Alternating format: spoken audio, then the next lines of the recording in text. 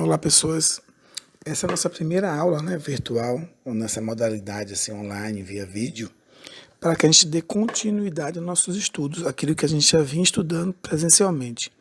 Agora, nessa nova modalidade, mas a gente não vai perder o foco em produzir textos de qualidade, textos habilitados a ingressar nas melhores faculdades e nos cursos que a gente pretende, né? Vamos lembrar que a gente precisa cumprir com aquilo que está estabelecido nas 5 competências do INEP para o Enem, bem como aqueles critérios de correção que estão definidos e são definidos, né, por cada instituição de ensino superior em seus vestibulares, né? Então, nessa primeira aula, nós vamos discutir, como está vendo aí no slide, a estruturação e os repertórios, ou seja, dois assuntos fundamentais para que o texto obtenha êxito, né? Nós vamos, na verdade, revisar a estrutura do texto e pontuar alguns repertórios. Meu nome é Adailson Miranda, ou Adailson Henrique Miranda de Oliveira, conhecido como Adailson Miranda, e minhas redes sociais estão aí para que vocês possam tirar alguma dúvida, trocar alguma ideia sobre essa aula e sobre outras, tirando suas dúvidas, caso elas existam, né, e trocando ideias, como eu disse. No Facebook, no Instagram, no Twitter e também no YouTube. É só me procurar por Adailson Virtual, certo? Eu estou sempre disponível para tirar as dúvidas que porventura fiquem dessa aula e de outras que virão, ok? Então vamos começar propondo um tema, certo?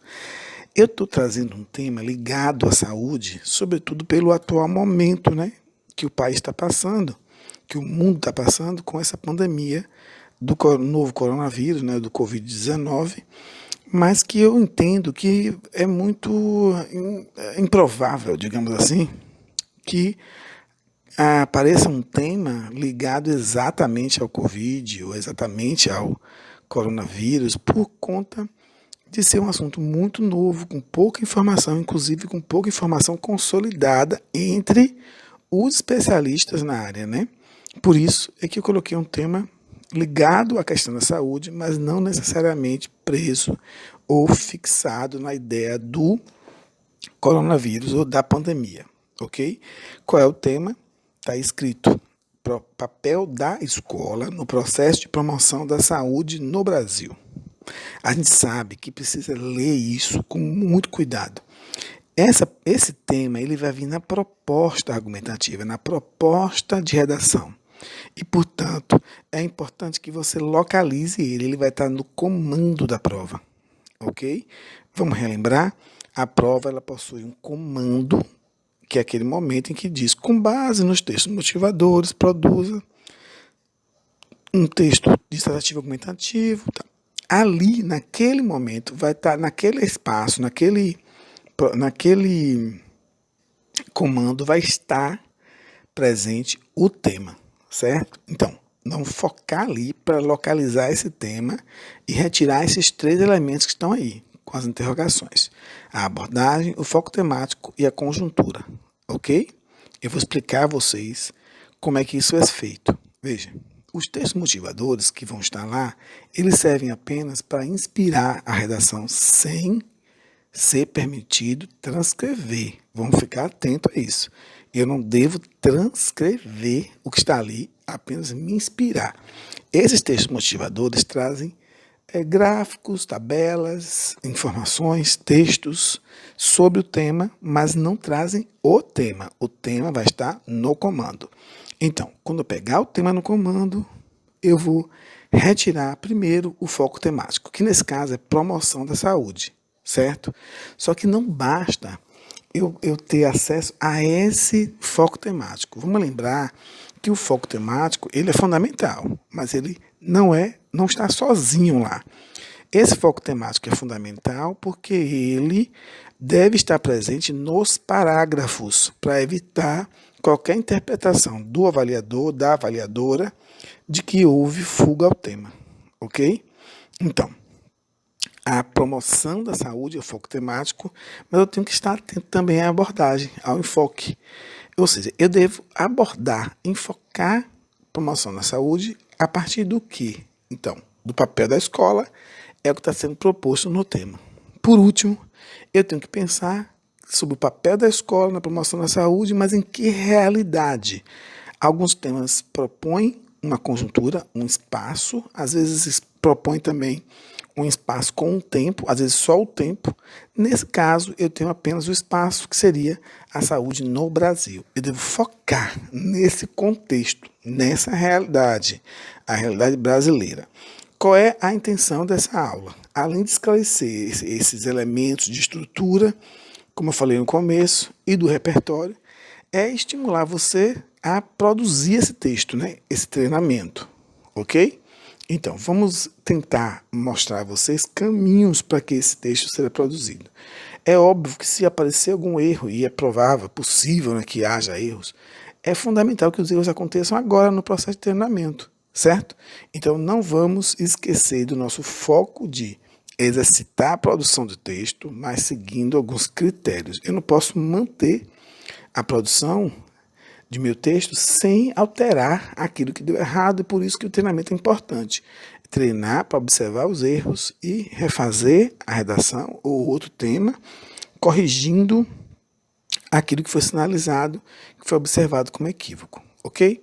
Então, além da proposta, sobre essa proposta, eu quero que os senhores estruturem um texto argumentativo. E aí é que está o grande desafio, inclusive dos professores de redação, que é convencer o aluno de que a estrutura do texto é importante. Muitos alunos imaginam que conteúdo é o que é fundamental e que, portanto, a maneira como estruturo é secundária. Não é verdade isso, até porque estrutura é uma competência do Enem, é um critério de correção, inclusive, de outras instituições nos seus vestibulares.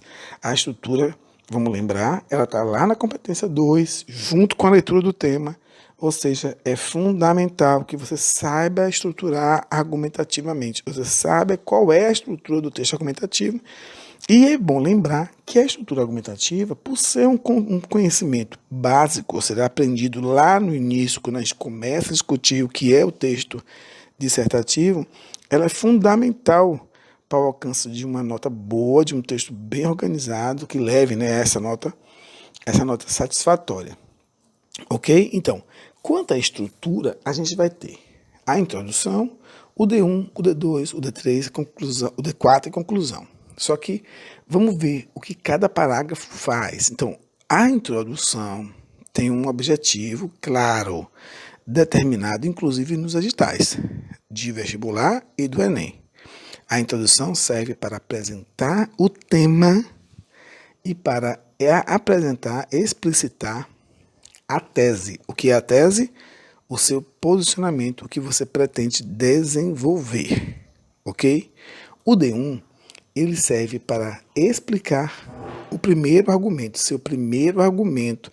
Lembrando que esse primeiro argumento, essa primeira ideia, ela está ligada à tese que você apresentou na introdução. O D2 vai discutir e apresentar, né, explicar, fundamentar essa primeira, a segunda ideia, né, no caso, que você colocou na introdução, quer dizer, é a segunda ideia ligada a esse argumento apresentado na introdução. Então, vamos recapitular. Na introdução, eu apresentei um argumento tese. Esse argumento tese que eu vou defender, que é meu posicionamento, vai ser explicado no D1, né, a partir de um argumento. Ele vai ser defendido no D1 a partir de um argumento. Então, na introdução eu apresentei a minha tese, no D1 eu vou explicar e fundamentar o primeiro argumento sobre, né, a primeira ideia sobre esse argumento tese, no D2 a segunda ideia e assim por diante, no D3, no D4, caso você deseje. Nós não aconselhamos o D3 e o D4. Por quê? Além deles não serem necessários, fundamentais, né, para a produção de um texto qualificado, vai complicar a sua redação. Então, eu aconselho que você trabalhe com introdução, D1, D2, conclusão. Ok? Muito bem. Com relação à conclusão, a gente tem que lembrar que ela corresponde a uma competência inteira, né? Que é a competência número 5. Então, ela é destinada à proposta de intervenção. É nela que você vai propor a intervenção que vai resolver o problema, se o tema for um problema. Mas se o tema não for um problema, por exemplo, vamos imaginar que eu esteja diante de um tema como o valor da amizade, né? Eu não vou resolver esse tema porque esse tema não é um problema. A minha intervenção, então, vai servir para quê? Para fazer com que se alcance amizades sinceras, para a promoção dos vínculos, né? Das relações de amizade, e não para impedi-las, ok? Eu tenho que ter atenção ao tema para saber se o tema é um problema, ou se o tema não é um problema, porque a minha intervenção vai depender disso. Lembrando que a conclusão é geralmente entendida como aquele parágrafo, né, que amaldiçoado, que complica a vida do estudante, mas na verdade nós vamos simplificar ele aqui lá na frente e vou mostrar a vocês como não é tão complicado assim produzir uma boa introdução, ok? Vamos à estrutura então? Uma estrutura agora de cada um desses parágrafos, ok? Então vamos começar pela estrutura da introdução. Então, na introdução eu começo com a apresentação do foco temático, ou seja, cumprindo a tarefa que é da própria introdução. Então, eu começo apresentando o foco temático. O foco temático e não a proposta inteira. É aquele foco lá que nós retiramos na leitura da proposta de redação. Aí, na sequência, eu coloco uma contextualização com repertório. O que é repertório, gente? São aqueles conhecimentos que você constrói ao longo de sua formação. São os livros que você leu, os autores que você conheceu, as músicas, a literatura, a arte, tudo aquilo que você carrega como herança, como produto de seus estudos, de suas leituras, e que, portanto, vão enriquecer o teu texto. Essa contextualização, a gente tem que lembrar que ela é opcional. Ela é o segundo período do seu parágrafo de introdução. Então, depois de apresentar o foco temático, você vai colocar um ponto a seguir, vai ter um elemento de ligação, né, um recurso coesivo para garantir lógica, e aí você tem que lembrar que esse recurso coesivo ele tem que ser adequado. Ora, se eu estou dando continuidade ao que eu disse na apresentação do foco temático, eu posso usar um além disso, um ademais, mas se eu estou propondo uma ideia de oposição contrária, uma contraposição, eu vou usar um elemento adversativo. Então, no entanto, entretanto, contudo, eu tenho que observar qual é o elemento de ligação adequado a depender da minha contextualização. Quer dizer, esse argumento, essa ideia de contextualização aqui com repertório, vai definir que tipo de elemento de ligação, que tipo de recurso coesivo eu vou usar para garantir a lógica do meu texto. Nesse sentido, nessa direção, nesse viés, ou no entanto, entretanto, ou por consequência, consequentemente, vai depender dessa ideia, ou seja, desse conteúdo que vai estar na contextualização, lembrando com repertório, ou seja, com elementos ligados à citação, suporte, referências, que você vai usar aí no meio do texto. Essa contextualização ela é opcional, não é obrigatória, mas ela é interessante, certo?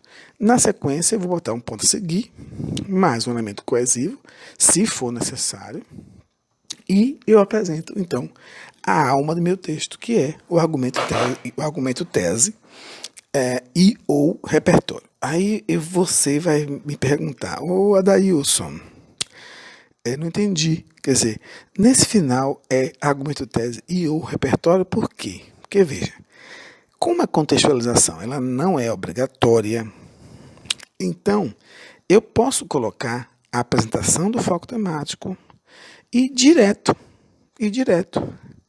para o argumento tese. E aí, nesse argumento tese, eu posso ter um repertório junto com ele ou não. Aí você vai dizer, olha isso, eu posso inverter as ordens aqui? Pode sim. Você pode começar com o repertório, depois apresentar o tema e vir para o argumento tese. Você pode colocar o argumento tese no meio, certo?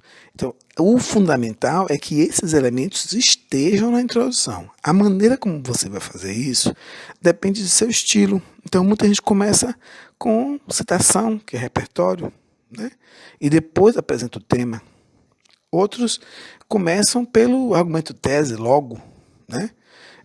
É mais difícil, porque você vai começar pelo argumento tese sem ter apresentado o tema é muito mais complicado, mas a ordem formal básica é essa. Como você vai organizar isso? Teste, treine, veja qual é o teu estilo. O fundamental aqui é que você garanta o teu estilo, o teu modo de escrever, porque é ele que vai garantir para você, vai promover o seu texto de maneira autoral, certo? Então, veja qual é o seu estilo, como é que você gosta de escrever, ok? Muito bem. Na sequência, a estrutura da discussão 1, ou da primeira discussão, ou do desenvolvimento 1, vai começar com a explicação do seu primeiro argumento acerca do tema, da tese apresentada na introdução, né? É o primeiro argumento do tema, porque a tese está ligada ao tema e, portanto, é o primeiro argumento, a primeira ideia ligada a essa tese, que é a sua defesa, né? O seu posicionamento sobre o tema. Você vai explicar essa primeira ideia.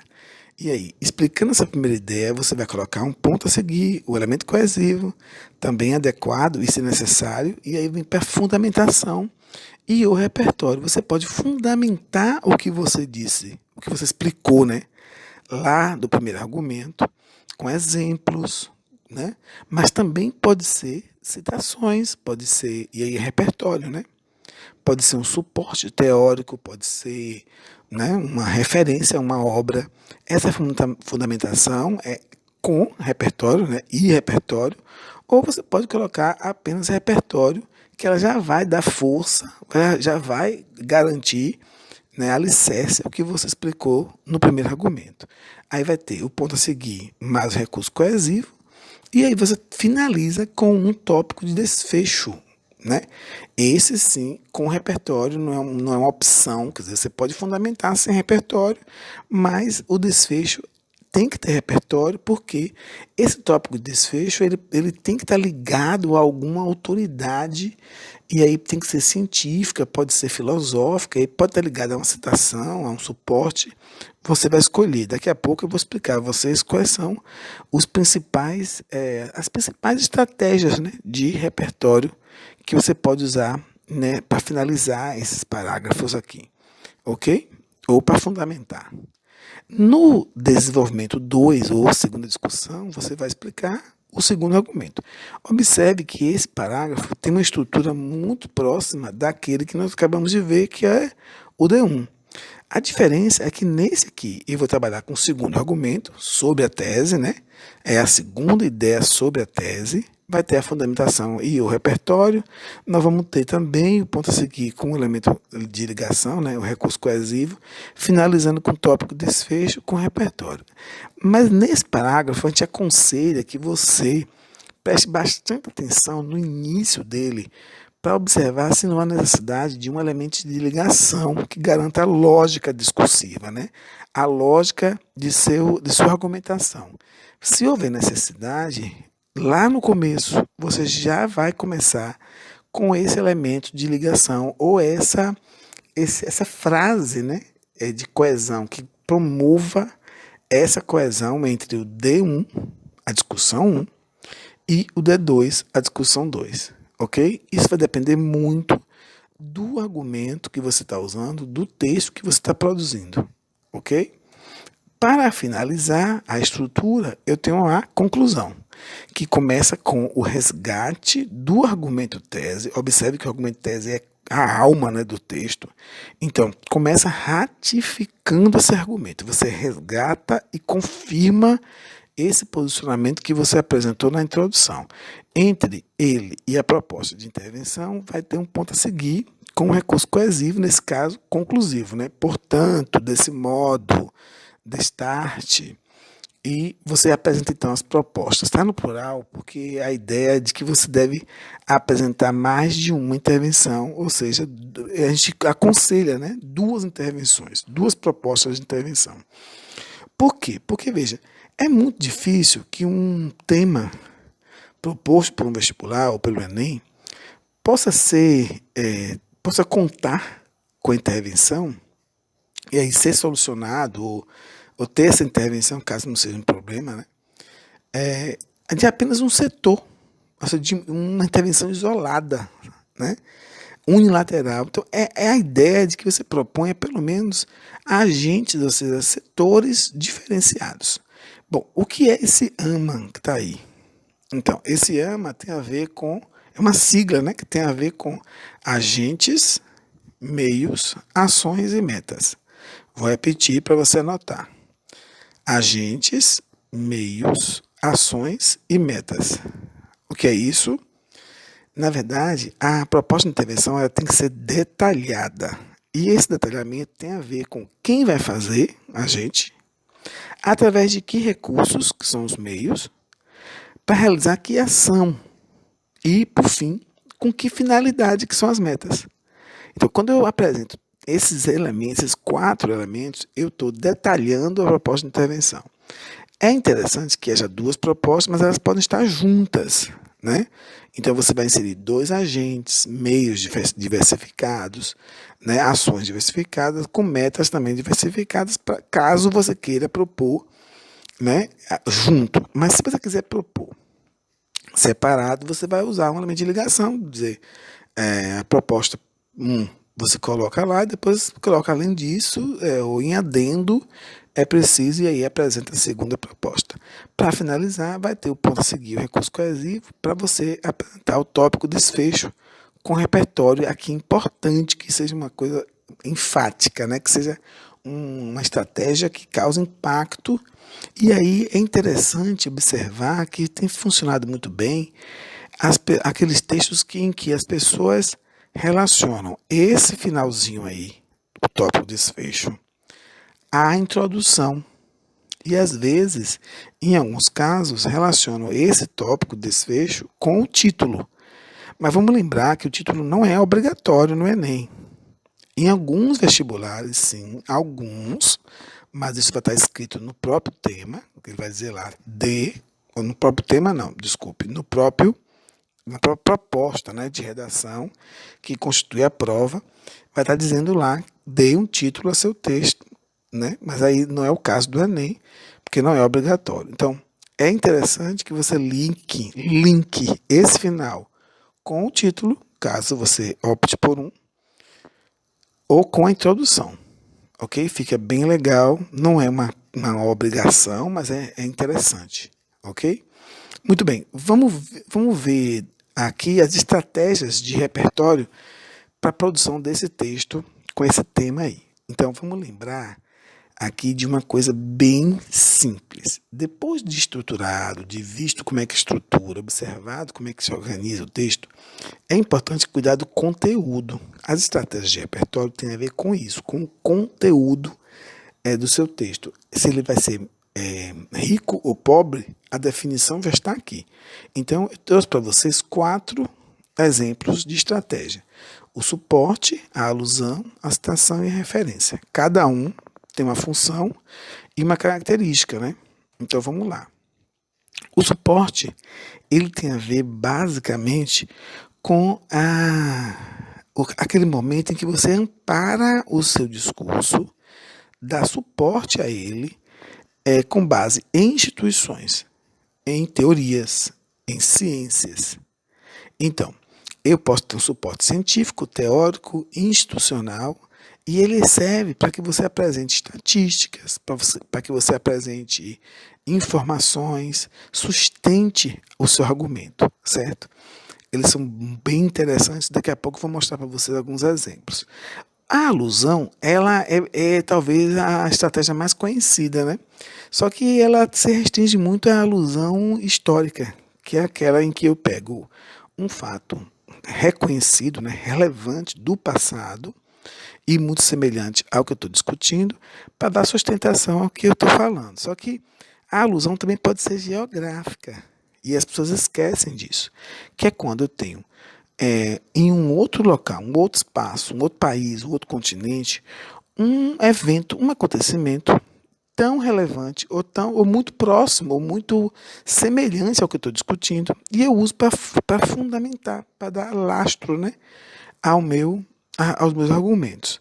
A outra, talvez a segunda mais conhecida e usada é a citação. Só que do mesmo modo que a alusão, a citação também tem um probleminha. Muita gente tem usado a alusão de maneira equivocada porque pega qualquer alusão e coloca no texto, retirando de sites assim pouco confiáveis na internet, sites que apresentam perspectivas apenas copiadas, né? Na verdade são plágios, né? De textos que tiveram nota 1000 e as pessoas de maneira descarada copiam e apresentam para vocês. Eu acho que fica pobre porque é plágio, limita seu texto, fica claro que você está fazendo uma cópia e que você não está usando de criatividade. Então eu não acho interessante. A citação passa pelo mesmo problema, só que a citação é mais grave ainda, porque as pessoas têm pegado citações sem nenhuma conexão com o tema, apenas para apresentar e fazem até alguns esforços assim enormes para poder linkar o que você está citando com o tema, quando na verdade é possível você reunir algumas citações em áreas diferentes para usar no seu texto e enriquecer ele, certo? Por último, eu estou trazendo aqui a referência, que para mim é a estratégia mais requintada, assim, mais aprimorada e que pouca gente usa, mas que é muito rica. A referência tem a ver com obras que você teve acesso, leu. E essas obras podem ser obras teóricas, filosóficas, podem ser literárias e artísticas, inclusive. Você pode usar músicas, poesias, grandes clássicos da literatura ou grandes obras, né, da sociologia, da filosofia, das ciências de modo geral. É bem interessante, pouca gente usa, mas que a gente vai trabalhar aqui. Vamos começar, então, com as estratégias de repertório. Vamos começar pelo suporte. Eu estou trazendo para esse tema um suporte global, que seria a OMS, a Organização Mundial de Saúde, que é interessante que você escreva por extenso, mas se houver espaço. Se não houver, você pode usar a sigla. Há uma polêmica em torno disso, porque alguns corretores entendem que tem que se colocar por extenso e depois a sigla entre parênteses. Mas, na regra, isso não é obrigatório. Vai depender muito, então, de sua letra, do espaço que você tem, mas que você tem que ter consciência de que, na verdade, não há uma obrigatoriedade para essas siglas reconhecidas, hein? IBGE, ONU, não há uma necessidade de você colocar ela por extenso. Caso você tenha condições, faça.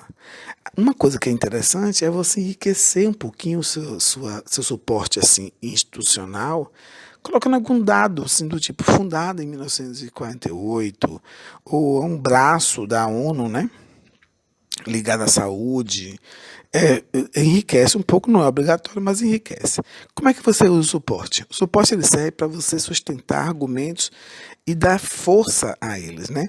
Então, por exemplo, quando eu digo que de acordo com a Organização Mundial de Saúde, fundada em 1948, a escola é uma instituição fundamental à promoção da saúde. Então, essa afirmação ganha força por estar sustentada na Organização Mundial de Saúde, que defende, obviamente, orienta, inclusive, essa relação entre educação e saúde, e você vai, no lugar de afirmar isso sem ter o suporte, vai sustentar a sua afirmação com a instituição. Vamos lembrar que essa instituição, esse suporte aqui é global, mas eu poderia sim pegar um suporte nacional, local, como o Ministério da Saúde, e caso eu queira restringir ainda mais, eu posso pegar o Ministério da Saúde e atrelar ele às secretarias estaduais de saúde e, no âmbito municipal, os conselhos municipais, que são fundamentais e a gente pouco lembra, né? Dificilmente as pessoas lembram dos conselhos municipais, que têm um papel fundamental, inclusive, nessas políticas, né, que atrelam a atividade escolar, das escolas, da educação, à promoção de hábitos ligados à saúde, à promoção da saúde. Você pode também usar esse suporte. Inclusive, esse suporte ele ficaria interessante lá na conclusão, quando você tivesse que propor um agente, né? O agente que da sua intervenção em âmbito público, né, estatal, o Ministério da Saúde seria interessante, seria enriquecedor, ok?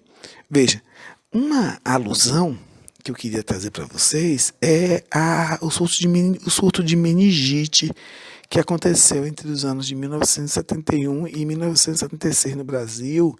Teve 19.900 casos com 1.600 óbitos. Então vamos lembrar que esse caso, aí você pode até me dizer assim, Adailson, eu tenho o hábito, né, de ficar falando comigo mesmo, mas isso é uma esquizofrenia. Mas vamos lá. Adailson, mas a meningite não é, né, como o coronavírus, porque não é global, não é uma pandemia, mas vamos lembrar que o tema não está tratando especificamente do coronavírus, da pandemia, ok? Você pode me perguntar também, Adailson, por que você não começou falando aí do Covid-19, né, do novo coronavírus? Porque aqui é uma alusão histórica, então tem que haver, passado. Se eu falar, por exemplo, do Covid-19, do coronavírus, novo coronavírus, seria, na verdade, um factual, que é outra estratégia, certo? Que a gente pode ver depois, a gente vai ver depois, mas é o factual, quer dizer, eu estou trabalhando com o fato, o presente, e não com a alusão. Com a alusão, essa aqui seria uma alusão interessante, porque tem a ver com a realidade específica do Brasil. Há outras alusões, né? Alusões que ocorreram, que abarcaram o mundo, e aí eu vou ter o cólera entre 1817 e 1824, com milhares de mortes em todo o mundo. Eu vou ter a tuberculose entre 1850 e 1950, veja, com cerca de 1 bilhão de mortes no mundo. Eu tenho a varíola de 1896 a 1980, com 300 milhões de mortes em todo o mundo. E tenho também a gripe espanhola, que ocorreu entre 1918 e 1919, com 20 milhões de mortes em todo o mundo. Ok? Então, são alusões variadas, você pode escolher uma delas, duas delas, todas, depende de como você pretende construir seu texto. Aqui é apenas sugestão para você enriquecer seu texto com repertórios, e no caso, esse repertório alusivo a passada e a história, ok? Como citação, eu estou trazendo esse mens sana in corpore sano, que é um clássico, né?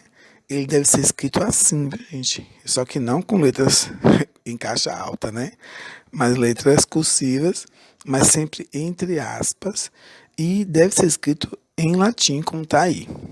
Essa expressão latina, ela é clássica e ela é interessante porque ela faz menção exatamente a essa relação entre a mente sã, quer dizer, o quanto o conhecimento pode dar consciência para que os homens promovam um corpo são, promovam a saúde do corpo, né? A saúde do físico.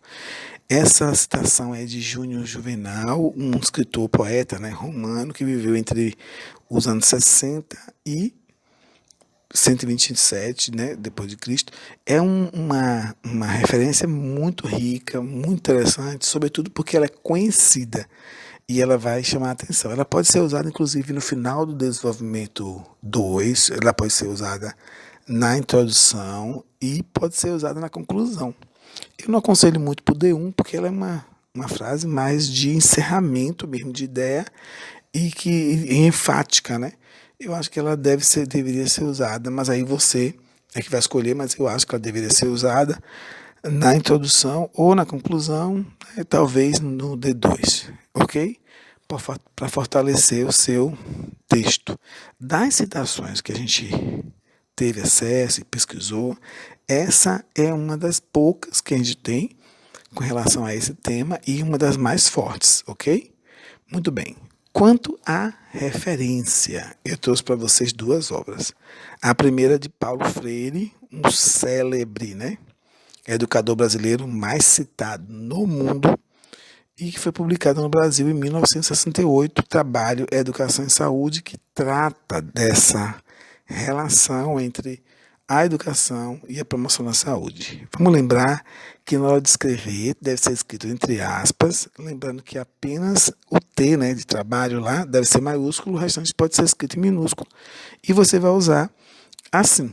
Na obra Trabalho, Educação e Saúde, publicada em 1968 pelo educador Paulo Freire, fica clara que a relação entre a escola, o conhecimento, a educação e a promoção da saúde deve ser mantida no Brasil como fundamento e aí para a saúde pública, né, para as políticas públicas de saúde, você vai construir essa frase fazendo referência a essa obra. Uma outra obra que é interessante também, caso você não queira Paulo Freire, né, é Educação em Saúde na Escola, que é uma obra específica da Ruth Sandoval Marcondes, publicada em 1972, que trata da relação, né, da tarefa da saúde, ou desculpe, a tarefa da escola em promover a saúde. É interessante, é uma referência também muito reconhecida e que você pode utilizar em seu texto, ok? Então, saindo dos repertórios, né, saindo dessa esfera dos repertórios, vamos ver agora algumas diretrizes do argumento tese. Como elaborar esse argumento tese? Você já observou que o argumento tese ele é a alma do texto. Então, é importante dar uma atenção a ele, esse argumento, porque é um argumento que vai nortear, né, o restante dos parágrafos. Ele vai ser apresentado lá na introdução e vai nortear o restante dos parágrafos, inclusive da conclusão. Então, eu estou trazendo aqui a primeira estratégia, a estratégia da defesa simples. O que é a defesa simples? É a defesa simples, direta. Eu apresento uma ideia que eu vou defender e depois elaboro argumentos para sustentar essa minha defesa. Esses argumentos vão para o D1 e o outro para o D2, certo? Então, essa ideia ficaria mais ou menos assim, apenas para te inspirar. Então, eu colocaria lá na introdução, através da educação, pode-se incitar condutas conscientemente ajustadas à promoção da saúde. Através da educação, pode-se incitar condutas conscientemente ajustadas à promoção da saúde. Então, eu posso colocar no meu D1, por exemplo, que conduta, uma dessas condutas ajustadas à saúde, né? Então, eu poderia falar, por exemplo, da atuação das disciplinas como biologia, né, química, da disciplina sociologia, né, que trabalha a questão da sociedade, como essas disciplinas poderiam criar, por exemplo, promover, né, consciências acerca de hábitos ligados à saúde, de hábitos ligados a compartilhamento, né, de valores, de cultura, de tradições. Eu dividiria isso em dois argumentos. Eu poderia até colocar ciências sociais, né, em um argumento e ciências da natureza em outros. Eu tenho que ter dois argumentos que sustentem essa minha defesa, certo? É uma defesa simples, direta. Uma outra proposta é a estratégia da defesa condicionante. O que é a estratégia da defesa condicionante? É quando minha tese ela traz uma condição. Então eu colocaria assim: para fomentar consciências promotoras da saúde, a escola requer investimentos pontuais. Então, no meu D1, eu vou defender que ela é capaz de fomentar consciências promotoras da saúde e que ela precisa de investimentos. Eu posso colocar no D1 investimentos ligados à infraestrutura, né, a condições objetivas de estudo, e no meu D2 eu posso colocar, por exemplo, investimentos na formação do professor, né, na orientação do professor. Também eu posso colocar no meu D1 investimentos pontuais no que diz respeito ao currículo, e no D2 no que diz respeito à capacitação do corpo docente. Aí vai depender do meu foco, né? Sempre lembrando que esses investimentos pontuais eu posso mencionar durante o texto, mas eu não posso dizer como realizá-los, porque isso vai estar na minha conclusão. O como é destinado para a conclusão, ok? E uma terceira possibilidade é a estratégia da defesa por ressalva, que é quando eu faço uma ressalva naquilo que eu quero defender. Então eu digo, embora careçam de recursos e adesão social, as escolas são decisivas à promoção da saúde. Então, eu vou demonstrar que a escola ela é decisiva, ela é fundamental para promover a saúde, mas no meu D1 eu vou apresentar que ela carece de recursos humanos, recursos materiais, e eu posso dizer lá no meu D2 que além desses recursos, as escolas, mesmo decisivas para promover a saúde, ela precisa contar com o amparo social, ela precisa contar com a adesão da sociedade, porque se ela não contar com a adesão das famílias, da sociedade, ela não vai conseguir realizar essa tarefa, entende? Sempre lembrando que eu não vou dizer como essa adesão vai acontecer, eu não vou dizer como esses recursos vão chegar, porque isso vai estar na minha conclusão. Aqui eu estou dizendo que ela carece de recursos, os recursos são esses e aqueles, ela carece de adesão social, por isso e aquilo outro, mas como fazer isso? Conclusão. Ok?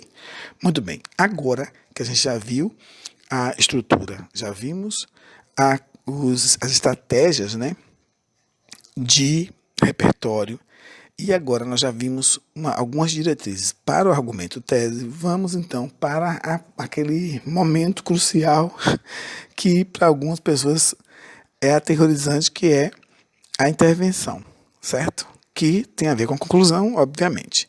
Então, na hora de você compor as estratégias de intervenção, então você vai pensar na estrutura argumentativa da conclusão e vai pensar que ela está dividida em 3 partes.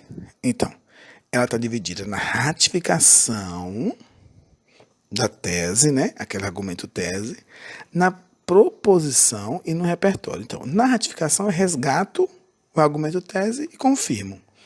Na proposição é a hora de propor as intervenções, né? Pelo menos 2, como a gente falou antes. E no repertório, a gente já viu aqui que são, eu estou propondo aqui 4, né? Mas nós temos uma infinidade de repertório que finaliza o parágrafo de conclusão, ok? Muito bem. Aí, na hora de você montar a estratégia de intervenção, eu vou dar foco aqui à proposição, que é o que mais tem pego, né? Assim, tem causado dificuldade, porque a ratificação é resgatar o tema, né? Resgatar a tese sobre o tema. O repertório você vai decidir qual você vai colocar, e eu já dei aqui algumas sugestões. Agora, a proposição, a proposta de intervenção, então eu estou sugerindo a vocês que vocês comecem com um agente público, né? Estatal, o Ministério da Educação, por exemplo, certo? Então, eu vou colocar ele e vou colocar um meio, né? Através de quê? Então, eu estou colocando que é através da revisão pontual dos currículos. Ora, para que a escola atue, né, na promoção da saúde, uma coisa fundamental é que eu tenha currículos que viabilizem isso. Currículos escolares que viabilizem isso. Então, um meio seria esse, através da revisão pontual dos currículos escolares. Qual é a ação? Essa ação seria ampliar as discussões a respeito da saúde, com que finalidade? Buscando conscientizar e otimizar condutas.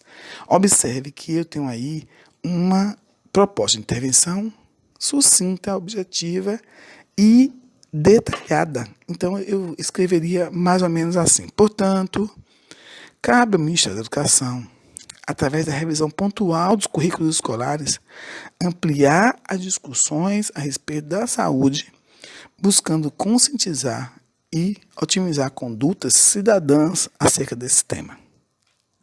Ok? Veja, a ordem disso pode ser alterada.